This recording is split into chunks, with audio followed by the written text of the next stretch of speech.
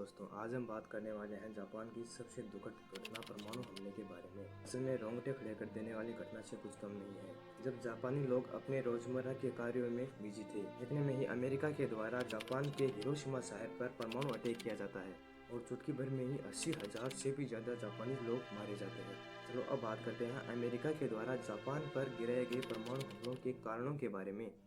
ये बात है दोस्तों, जापान एक शक्तिशाली देश था और जापान ने एशिया कॉन्टिनेंट को सबसे मजबूत और बड़ा बनाने का सपना देख रखा था, जो बिना फिलीपींस देश के जीते संभव नहीं था।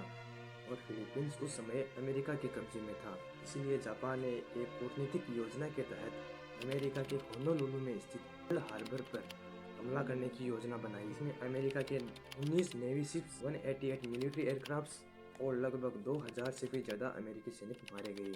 और इतने में अमेरिका ने गुस्से में आकर 1941 के एंड तक द्वितीय विश्व युद्ध में यूके व चाइना की ओर से जापान के अगेंस्ट युद्ध की घोषणा कर दी। इतने में 8 महीनों के अंदर अंदर 6 अगस्त 1945 को अमेरिका के बोइंग B-29 एयरक्राफ्ट से जापान के हिरोशिमा शहर के ऊपर से गुजरता है और लिटिल बॉय नामक परमाणु बम शहर के ऊपर गिरा दिया जाता है। कहा जाता है कि इस बम की आवाज और चमक इतनी तेज थी कि कई लोगों ने अपनी आंखें व सुनने की क्षमता खो दी थी। लेकिन अभी भी जापानियों ने अपने आप को अमेरिका को सरेंडर नहीं किया था और अमेरिका ने लगभग 3 दिन के बाद 19 अगस्त 1945 को जापान के नागासाकी शहर पर एक और परमाणु अटैक कर दिया।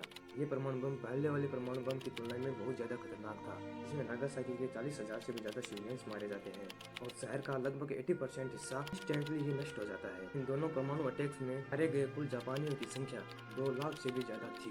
अंततः जापान ने हार मानकर 15 अगस्त अपने आप को अमेरिका के हवाले सरेंडर कर दिया। जापान के परमाणु अटैक्स के बारे में आप लोगों का दोस्तों क्या ख्याल है, तो कमेंट करके जरूर बताइएगा।